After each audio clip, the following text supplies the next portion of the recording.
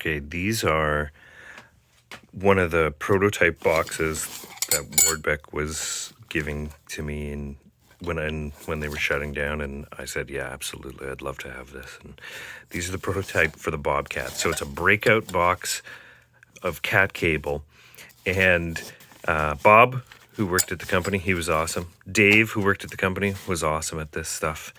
And Kevin came up with the name, I think, for this. And I picked the green with Dave and did the circuit design, and Dave did the mechanical work.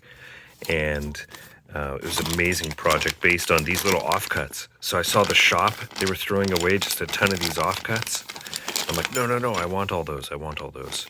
So Dave had to drill and tap all of these mechanical brackets, and they had like PCB edges.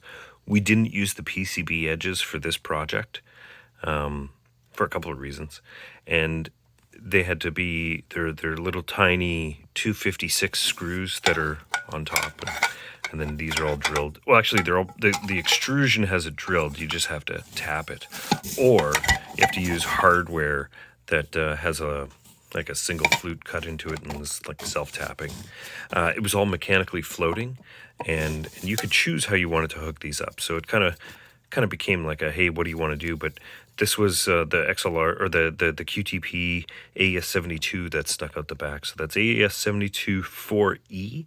And so it went 1, 2, 3, 4. And then there was a backup one installed inside. So if they ever called the company and said, hey man, it broke, I would say, okay, take these 2 screws off, put a piece of cat cable in. There'd be a secret one already pre-installed for them.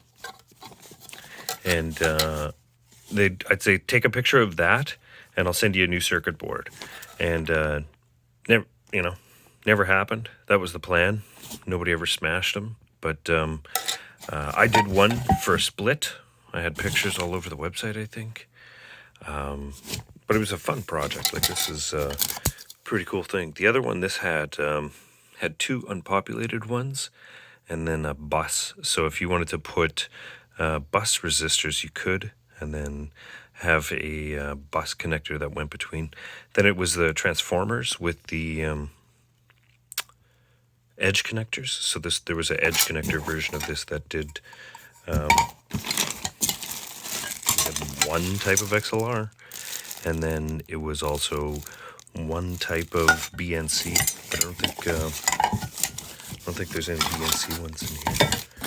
But I had a few. When they were, and what I would do is I just put a barcode on it. I'd be like, hey, this is what it is. And look, the barcode became load bearing. And so this is from the Much Music Video Awards, and that's what it did at the gig. Fun stuff.